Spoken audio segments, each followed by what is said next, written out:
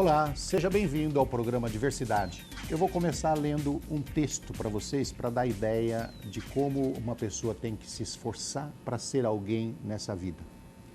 Eu sou atleta e amo ser atleta, mesmo que para isso eu precise lutar todos os dias. E estou treinando mais do que nunca para sentir o meu corpo arrepiar dentro do nosso país. Sentir as pessoas gritarem nosso nome, na nossa língua, na nossa terra. Palavras da Paola Klockler, que é para-atleta, jogadora de basquete sobre rodas. Tudo bem com você? Tudo bom, é um prazer estar aqui hoje. Só tenho a agradecer a oportunidade de estar mostrando um pouquinho do meu esporte, um pouquinho do meu trabalho e poder mostrar para todo mundo realmente que tirar aquela imagem chata de que deficiente, coitadinho, está dentro de casa, sofrido, que as coisas não são bem assim. O basquete em cadeira de rodas, ele é praticado por todos os tipos de deficiência? Sim, o basquete em cadeira de rodas, ele consegue trazer todos os tipos de deficiência. Nós conseguimos colocar todas as deficiências dentro de quadra, desde uma pessoa um pouco mais dificuldade até uma pessoa que só tem amputação de um pé ou algum tipo até de problema no joelho, algo que impeça realmente essa pessoa de fazer o basquete convencional. Dentro do basquete nós temos as pontuações, as classes funcionais. Cada pessoa tem uma dificuldade e essa dificuldade gera uma classe funcional de 1 a 4,5. A pessoa que tem mais dificuldade, por exemplo, tem pouca movimentação do tronco, não consegue ter equilíbrio, essa pessoa já passa por uma pontuação menor, seria um ponto 1. Ah, quer dizer, quanto mais dificuldade, abaixa a pontuação? Isso. O meu seria menos 9. Não sei. Paraplégico e velhinho, terceira idade. Não, idade não tem nada a ver com isso, é somente a deficiência mesmo. Mas vai ficando fraquinho.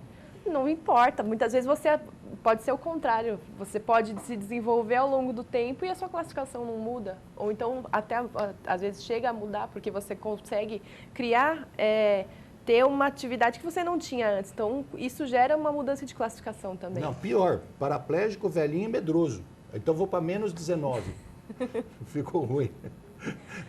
A gente está brincando assim para mostrar que a questão do paraatletismo também não tem idade, tá? A pessoa com idade, com 60, 70, 80 anos que tiver força física para praticar um esporte, pode ir lá e praticar o paraatletismo, não é isso? Com certeza, não tem idade nem para começar e muito menos para parar. Nós temos pessoas que jogam há muitos anos, pessoas que estão na seleção há muito tempo e que muitas já deixaram a seleção, mas continuam em casa, e nos clubes, treinando nos clubes, indo para os campeonatos da mesma maneira e jogam muito bem. Então, idade também não é motivo para parar, muito pelo contrário. Paula, nós começamos o programa pelo fim. Eu tô querendo entrar na questão do basquete lá no final do programa, mas a vontade de perguntar é tão grande que a gente já entra logo de cara no assunto, né? Mas eu queria começar o programa falando de você, das suas dificuldades para chegar até ser uma para-atleta com tantas medalhas, que eu vi o seu currículo ali, dá para encher um caminhão de medalha ali, né? Graças a Deus. Mas como você chegou até lá? Como foi sua infância e qual é a sua deficiência? Então, eu tenho uma formação congênita, seria o que os médicos chamam de fêmur curto. O fêmur não se desenvolve, portanto, para simplificar, eu não tenho a perna esquerda totalmente desenvolvida, né? E com isso eu precisei, quando nasci precisei passar por muitas cirurgias, coloquei uma prótese desde pequena, só que assim, eu não fui uma criança comum, porque eu não tinha como correr, eu não tinha como brincar de pique-esconde, esconde-esconde, eu sempre era café com leite. Então, isso para mim era complicado, porque eu queria brincar, eu queria fazer parte, eu queria estar junto e muitas vezes as crianças, não por mal, mas aquela coisa, não, fica aqui sentada para não machucar. E isso me irritava, porque eu queria brincar, eu queria fazer tudo junto. E eu fui numa vez no médico e eu virei para o médico no meio de uma conversa, ele com a minha mãe, eu virei assim, e aí, doutor, já posso fazer um esporte, alguma coisa? Tem alguma coisa aqui que eu possa fazer? E ele virou para mim, me indicou a natação, né? Comecei a natação, para aprender a nadar. Minha mãe, coitada, ela achava que eu ia só, vai nadar. Um mês depois... Você ia afundar de primeira. Um mês depois já estavam me chamando para equipe competitiva.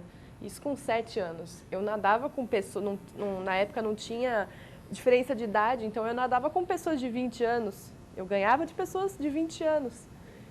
Mas a natação ainda não era bem o que eu queria, porque eu era criança e eu queria brincar. Eu queria correr, eu queria estar com outras crianças.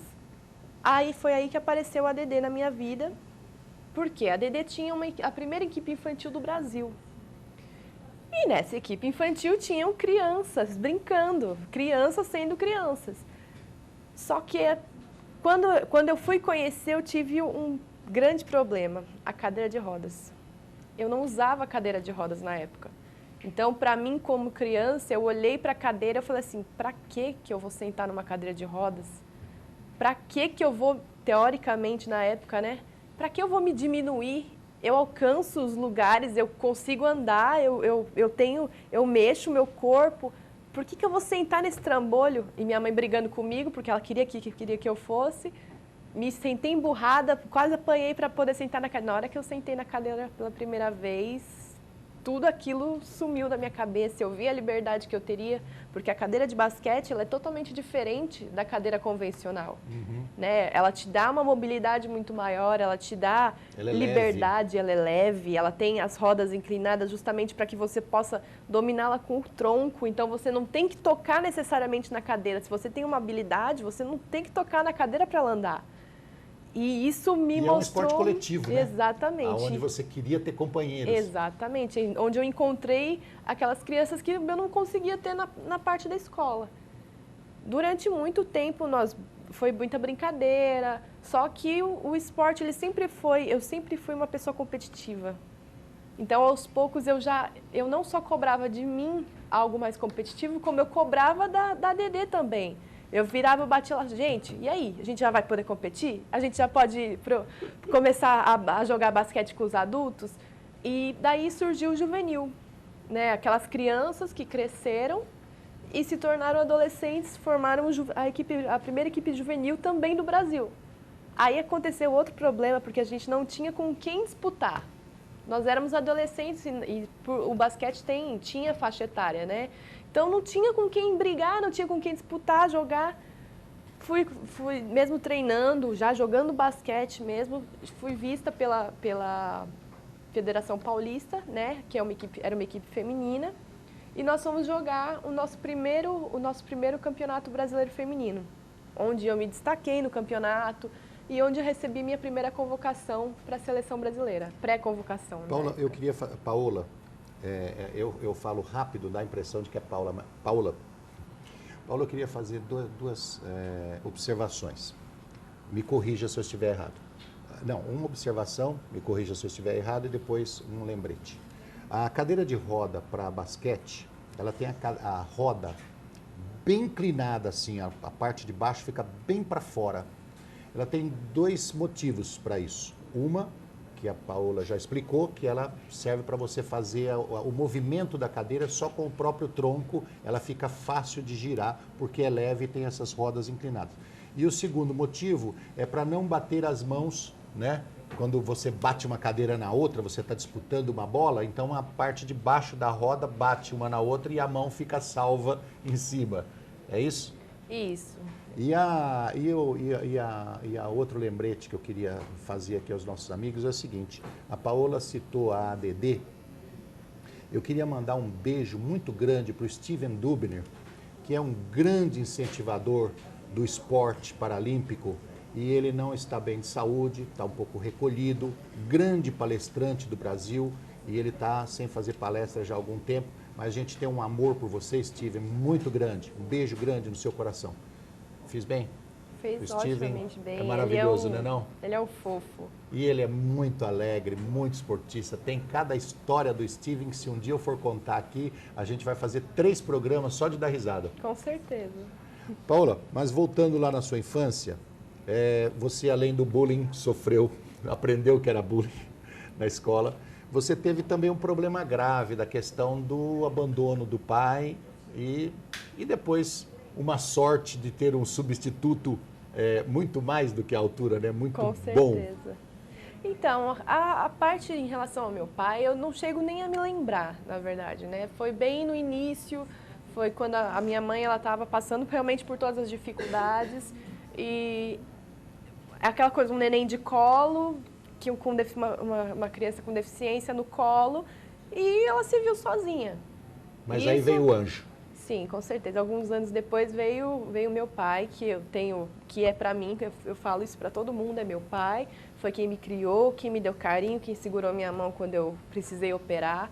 Então, eu tive, diferente de outras pessoas, eu tive a sorte, né? Eu fui agraciada por por ter uma pessoa maravilhosa na minha vida. Eu conversei com a Paola um pouco antes do programa a respeito de citar essa questão do abandono do pai, porque tem uma coisa muito importante que precisa ser dita nesse programa.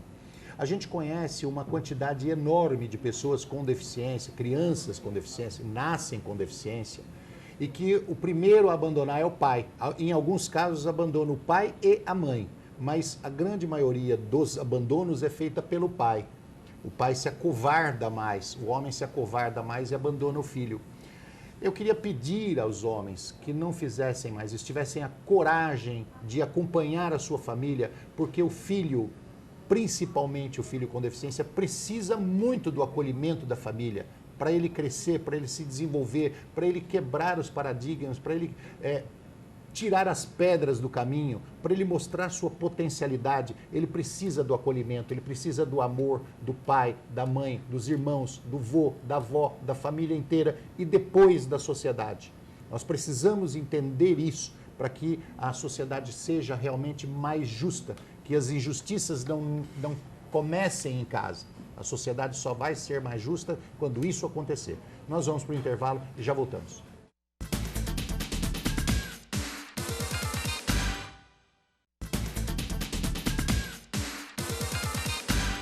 Estamos de volta com o programa Diversidade, hoje conversando com a Paola Klockler. Ela é para-atleta de basquete sobre rodas, ou basquete em cadeira de rodas, né? Ficou ou uma ou outra forma, tá tudo bem? Paola, nós falamos um pouco da sua vida, falamos um pouco do seu crescimento, da sua passagem pela natação, das suas dificuldades com operações e operações para chegar a ter uma performance, um estado definitivo, vamos colocar assim, mas que não tirou a sua deficiência, porque é permanente, né? A Paola nasceu com deformação congênita. Isso, má formação congênita. Má formação congênita de uma das pernas, a perna esquerda, não é isso? Que fez com que ela atravessasse muitos problemas na vida, até bullying, né? Que isso é uma coisa que precisa ser extinta também na sociedade, principalmente nas escolas. Eu pergunto a você, meu amigo, minha amiga, se você já assistiu um jogo de basquete em cadeira de roda. Se não assistiu, assista. É interessante, porque a habilidade dos jogadores, não só de colocar a bola na cesta, que as pessoas normalmente não têm, fora essa habilidade, a habilidade de tocar a cadeira batendo a bola, ou tocar a cadeira carregando a bola, também é magnífica. Mas vem aí uma outra habilidade que eu vou citar, que é interessantíssima. É quando o jogador capota. Quando o jogador cai. A rapidez com que eles levantam e se jogam em cima da cadeira novamente para não perder o jogo, para não parar o jogo, é impressionante, parece um raio. Com certeza. Da mesma rapidez que cai, é a rapidez que se levanta e fica em cima da cadeira novamente, pronto para outra. Com certeza. A parte mais legal é justamente esse dinamismo que o basquete traz. Tudo isso é treinado. Oi? Tudo isso é treinado. Treinado, e habilidade é uma coisa que você ganha com o passar do tempo, não é uma coisa que você já entra conseguindo fazer. E dependendo da lesão, isso depende também da lesão da pessoa, da deficiência da pessoa. Tem pessoas que realmente não conseguem levantar, mas estão lá tentando atrapalhar o restante dos adversários da mesma maneira. Está tentando derrubar a cadeira do outro. Exatamente. Então ele está lá no chão, mas ele precisa realmente de ajuda. O pessoal que tem mais facilidade, por exemplo, eu sou ponto 4, né? Eu sou quase a mais que tem menos dificuldade, né? Então eu consigo levantar sozinha, eu tenho que levantar rápido porque eu tenho que voltar para a defesa. Então, se eu ficar lá estirada no chão, o meu time perde, vai receber uma cesta e a culpada é você. Eu porque não me levantei rápido para ir atrás da minha equipe. Então, o basquete de cadeira de rodas, as pessoas têm aquela percepção de um monte de gente parada fazendo passe e uma cesta aqui, uma cesta ali. Não, muito pelo contrário. Nós precisamos explicar para o pessoal de casa que as pessoas, a sorte, né? Não são cadeirantes, alguns só. Então, os que não são cadeirantes não sabem disso. Quando você toca a cadeira, você toca com as duas mãos para ela ir reta, né? Ou fazer a curva, você vai direcionar freando uma mão, tocando a outra, você vai fazer uma curva. Se você tocar uma cadeira com uma mão só, obviamente que a cadeira vai ficar rodando. Ela não vai em linha reta. Então imagina você tocar a cadeira com uma mão e com a outra batendo a bola e manter aquilo em linha reta. Isso, para mim, por exemplo, é quase que impossível pensar nisso. E além disso, manter a cadeira em linha reta, tocando com uma mão só, a outra mão com a bola e em velocidade atirar em direção à cesta. Além disso tudo, você ainda consegue ficar numa roda só, que a gente chama de tilt, você ainda consegue ficar em uma roda só, levantar e fazer a cesta. Tem mais coisa além disso aí, além de só tocar em linha reta. Tem muito mais coisa além de só tocar. Assistir uma partida. Eu também, eu falo, quem vai assistir o basquete de cadeira de rodas uma vez, não larga, vira esporte favorito. Muitas pessoas viram e falando para mim assim, depois que eu assisti basquete de cadeira de rodas, nunca mais eu quis assistir o andante. Eu falo assim, é verdade? Mas é muito mais emocionante. Nós não vamos poder falar de todas as suas medalhas e de todas as suas participações, porque a gente precisaria ficar aqui até às 6 da tarde, né? Às 6 da manhã, às 6 da tarde, gravando, falando sobre as medalhas. Mas vamos falar sobre a última. Parapan. Você pegou terceiro lugar no Parapan, lá em Toronto. Agora, nós estamos de olho nas Paralimpíadas do Brasil, aqui em... Quando que é? Aqui no Brasil, em setembro. Em setembro, né? Setembro. Eu estou meio ruim de data. Setembro, Paralimpíada no Brasil. Você já está classificada para participar? O basquete em cadeira de rodas está classificado para participar. Nós estamos em fases em fases preparatórias. O que acontece? Nós não temos nunca definido quem são as 12 da seleção brasileira. A seleção brasileira sempre tem uma lista de em torno de 15 a 20 meninas e meninos. Justamente para que apareçam novos talentos nesse meio tempo. Mas não precisa de treinar meses antes? Precisa, nós treinamos às 15. Nós treinamos às 15, muitas vezes às 20, para antes um período antes saírem realmente o nome das 12 que vão. Eu estou há 8 anos na seleção brasileira, já completei 2 ciclos. E quanto tempo antes deles definem? Os 12 vão? Muitas vezes, às vezes, 2 meses antes, às vezes, dependendo da competição. E dá tempo de treinar essas 12? Porque elas já estão sendo treinadas. Elas já estão sendo treinadas antes. A equipe continua treinando da mesma maneira, só que com 15, 16 meninas. Então vamos lá, pergunta mais importante. Temos chance de medalha? Virar para você e falar que brigar com os Estados Unidos é fácil, não é. Nós temos grandes potências na nossa frente, como Estados Unidos, que é chefe basquete, né? Canadá, nós vamos dar um couro neles. Nós vamos dar um couro neles aqui. Nós acabamos de ganhar do Canadá, que é campeão mundial aqui. Nós fizemos um amistoso agora eu acabei de chegar do Rio de Janeiro, onde nós fizemos um amistoso contra o time do Canadá e nós ganhamos das canadenses. Então, vamos fazer uma previsão aqui? Tio Sam, vai perder. Nós abrimos, e não tem como falar. O basquete, ele é um esporte que você só fala quem ganhou no final do jogo. Esse ano tudo pode acontecer. Nós temos, sim, grandes potências na nossa frente, não podemos negar isso. Masculino nosso, tá bom? Também. Os meninos também ganharam amistoso contra o Canadá, estão... Bom, os nossos paratletas estão bem em praticamente tudo, né? Nós ganhamos medalha de caminhão no último Parapan. Tudo que é feito com amor Agora, Paula, aí que vem. Ganhamos medalha de caminhão. Temos paratletas se esforçando, dando sangue, como você mesmo escreveu no seu currículo, às vezes tendo que optar por um tratamento médico ou soldar a cadeira de roda, porque ninguém dá dinheiro, todo mundo tem que tirar do seu próprio bolso para pagar viagem, para pagar ônibus, pagar estadia, pagar treinamento, pagar farmácia, remédio, tudo isso só por amor, só para ir lá e disputar uma Paralimpíada. Não tem patrocínio, não tem nada. Isso é muito difícil de ouvir, não é não? É muito complicado, porque o patrocinador normalmente busca ou a equipe inteira, e aí a forma que ele acaba patrocinando não chega diretamente ao atleta, que eu falo é um apoio financeiro mensal, por exemplo, que é necessário para o atleta. Isso nós não temos. Hoje nós temos sim o apoio do governo, que é o Bolsa Atleta, porém isso ainda não supre tudo que a gente precisa fazer. Muitas vezes viagens, hoje eu jogo em 2 equipes, eu jogo numa equipe masculina em São Paulo, que é o CPSP, e eu jogo em uma equipe feminina no Ceará.